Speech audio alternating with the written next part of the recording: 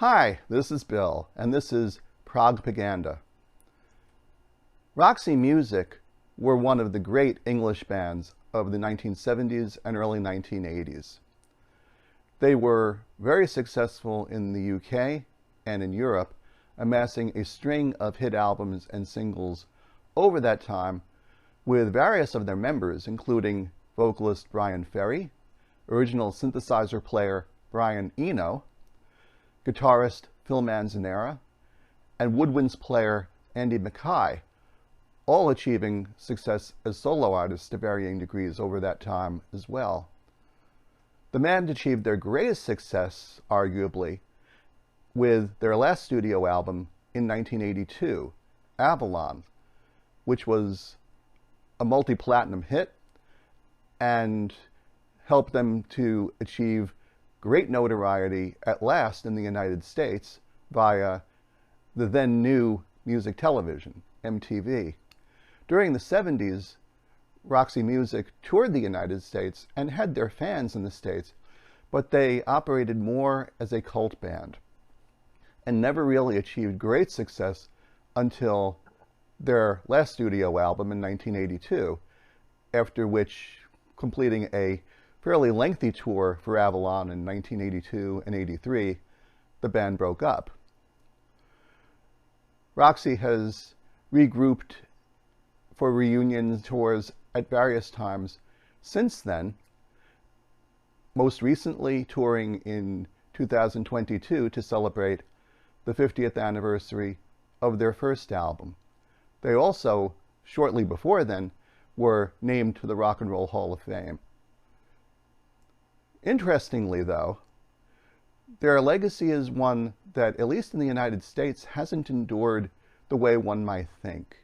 When I talk with friends about music, Roxy is a band that, for many people, they're just not all that familiar with. If they know the band at all, it's because of the Avalon album. Possibly, they might also know Roxy's earlier hit from 1975, Love is the Drug. But they're not a band that really penetrated the American consciousness in the way one might have thought. In conversations I have with people who don't know the band very well, three questions inevitably come up. In this video, I'm going to raise those questions and give my opinions on what the answers to them are. Feel free to come along for the ride. Question number one about Roxy Music. Was Roxy Music, in fact, a band? Well, the answer to that question, at least on the surface, is yes. Roxy Music, over the course of its tenure, had three members throughout its original incarnation that stayed with the band for that entire period. Bryan Ferry, who performed lead vocals as well as keyboards and occasional guitar, Phil Manzanera, their lead guitarist, and Andy Mackay on woodwinds, oboe, and saxophone. Various other people went through the band over the course of that period for various reasons that we'll talk a little bit about. In the early days of Roxy, it was clear that Bryan Ferry was the man in charge. He and a good friend of his from art school, Graham Simpson, started the band, but Bryan was basically the person who made the decisions. He was the singer, he was the sole songwriter in the early days of the band, and he wanted to be the focus of the band on stage. That didn't always happen in the early days of the band, however. Brian Eno, the synthesizer player, who joined them out of art school as well, had more than a little bit of a flamboyant streak on stage. And ultimately, that would bring matters to a head, not only between Ferry and Eno, but with Roxy Music's management, ultimately resulting in Eno's departure from the band. Some people call it a firing, other people call it Eno wanting to branch out on his own, which he ultimately did, and very successfully too, I might add. So the early days of Roxy were a band in name, but with Ferry at the wheel. Following Eno's departure, management of the band did want Ferry to reclaim the focus as lead singer.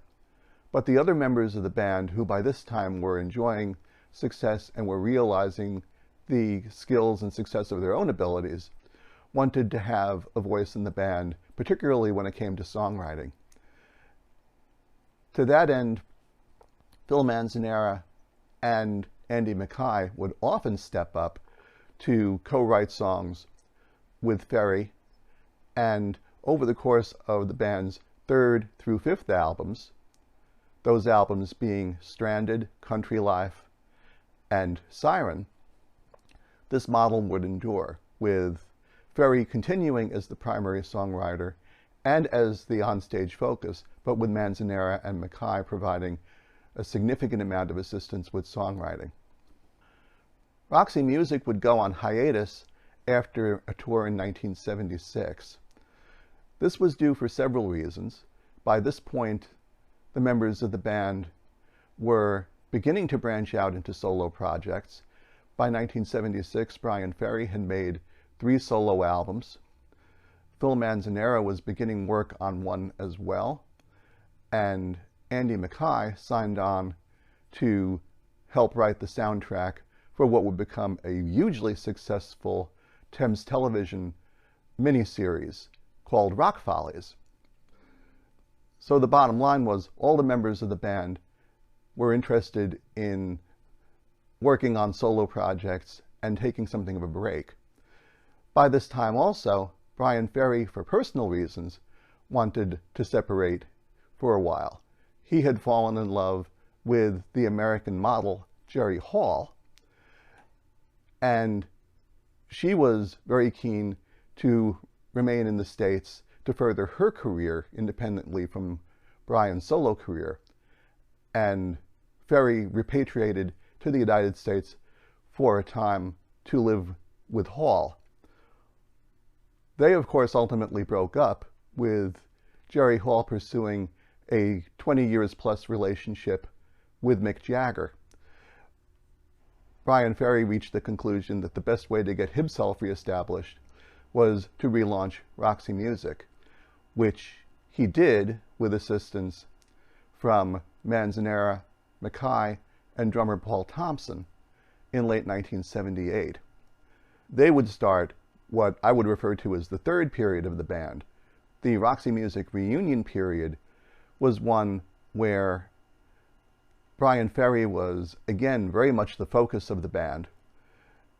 Phil Manzanera and occasionally Andy Mackay would assist on songwriting, but the show was very much Ferry's show. And indeed, when the band broke up in 1983, it was largely due to Ferry's interest in performing solo again without Manzanera or Mackay to dilute his income in the process. So the long answer to a short question, Roxy was a band in some ways in name only, but for a short period, 1973 through 1976, they were a band in reality, and at least in my opinion were probably at their strongest during that time. Question number 2. Was Roxy Music a progressive rock band? There are 2 different answers to that question. From a purely musical perspective, the answer is no. Roxy Music did not explore strange time signatures, jazz-oriented work, classically oriented music the way some of their contemporaries did. But they were certainly what I might call prog adjacent, to use a more modern term. There were tendencies of their music that definitely trended into progressive rock. And in particular, the members of the band maintained relationships with musicians, sometimes within, sometimes outside the band, that resulted in some very interesting work that I would consider and classify as prog rock. Some of this actually goes back to the beginnings of the band. In many ways, Roxy Music's recording contract was a result of Bryan Ferry's having auditioned as lead vocalist for King Crimson in early 1971. In listening to Ferry's voice, Crimson's guitarist Robert Fripp did not view that he would be a suitable fit for where he wanted Crimson to go, but thought that Bryan Ferry was very talented, and as a result hooked up Ferry with King Crimson's management at EG Records, where Roxy Music was ultimately signed. Peter Sinfield, King Crimson's lyricist in that time frame, would become the producer of Roxy Music's first album, as well as of their breakthrough non-album single, Virginia Plain. And there were other relationships that came from the orbit of EG Records and King Crimson as well. Brian Eno, from Roxy's original lineup, established a firm and long-standing relationship with Robert Fripp, where they conducted various musical experiments and made many albums over the years. Phil Manzanera became friendly with King Crimson's bass player from the middle 70s period of the band, John Wetton, and they embarked on several projects on and off over the years. Manzanera also was friendly with prog rock musicians outside of the Crimson and EG orbit, people like Soft Machine's Robert Wyatt and Matching Mole's Bill McCormick. Manzanera later in his career would establish a long-standing relationship also with Pink Floyd's guitar player David Gilmour. Gilmour's younger brother and Manzanera had been schoolmates, and so it was inevitable that those two would meet at some time after Phil Manzanera and Roxy Music became successful. Finally, the keyboardist that replaced Brian Eno in Roxy Music, Eddie Jobson, was a keyboard wizard. He had originally, prior to his tenure in Roxy, played for a brief time in Curved Air. Following his time in Roxy Music, he would launch the very successful late 70s prog rock band UK with assistance from John Wetton and Bill Bruford, as well as work with Frank Zappa and later with Jethro Tull and with Yes. So there definitely was a lot of progressive rock leaning in the band. Was Roxy itself a prog rock band? I don't know that I go quite that far. They were certainly an art rock band, possibly a progressive pop band. But as I said earlier, the nature of their own compositions probably weren't prog in and of itself. But they definitely took on a lot of prog influence from their friendships within and outside of the band. Last but not least, the third question. Why didn't Roxy break through better in the United States? Well, there are, I think, two reasons for that. One, a business reason, the other, a cultural one. From a business perspective, Roxy did not have the easiest time as far as their relationships with record companies was concerned. And this wasn't a Roxy problem as much as it was an EG Records problem, where EG Records' other two big acts, King Crimson and Emerson, Lake and Palmer, distributed their records in the United States through Atlantic Records. Roxy Music, for their first two albums, were placed with Warner Brothers. Warner's and Atlantic are sister labels. They have many years been part of the Warner Music Group. But the two labels maintained different sets of management and didn't always coordinate their efforts. Ultimately, by the time of Roxy Music's first significant American tour and the release of their second album, For Your Pleasure, EG recognized that the relationship with Warner's was inefficient from their perspective. Warner's wasn't disinterested in promoting the band, they just weren't very successful at it. Ultimately, EG Records and Warner Brothers were able to come to terms on this, and EG were allowed to move Roxy Music to Atlantic Records distribution, along with King Crimson and ELP.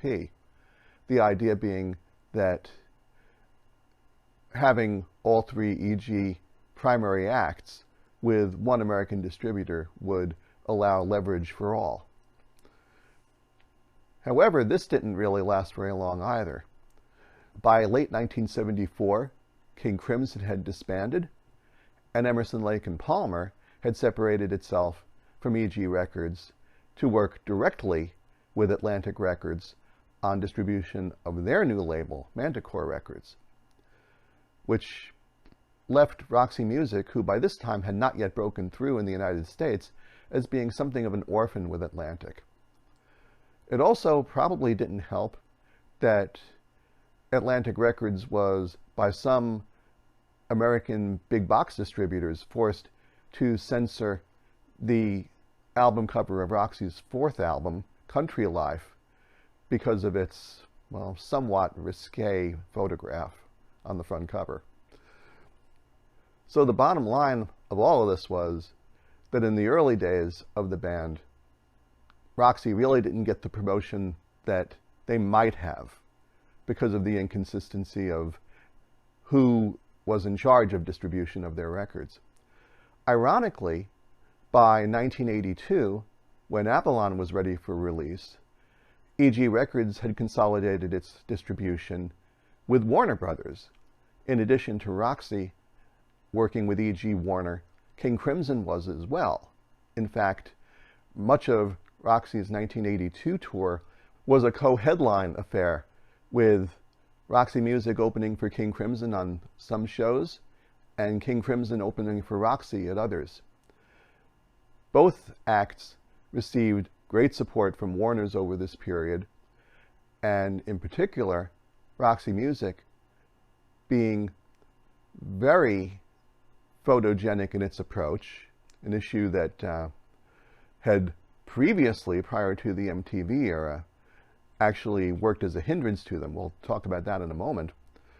By virtue of MTV's prominence in 1982, Warner Brothers funded development of 2 videos from the Avalon album, one for the album's title song and one for the album's lead-off track, More Than This, which would be a very successful tune for the album. In fact, it's probably, in the United States, the song that is most associated with Roxy Music even today. The other issue that stood in the way of Roxy Music's success in the United States was a cultural one. It had to do with how they presented themselves on stage. Roxy were a band that had a terrific fashion sense. One of Brian Ferry's friends from art school was the fashion designer Anthony Price, who, when Roxy was signed to EG Records, was enlisted by the band to develop stage outfits for them. This was a function that Price would provide to the band throughout their original existence.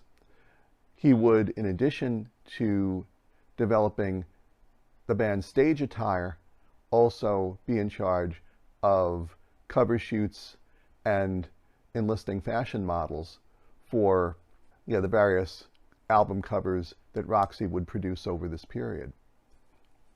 Roxy's emphasis on fashion and visuals, unfortunately, in both Britain to a small degree and in the United States to a very large degree, got them lumped in with the glam rock movement.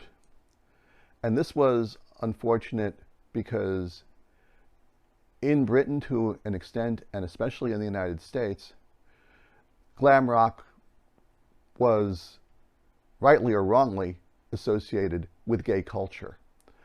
I should point out that no one in Roxy Music was gay.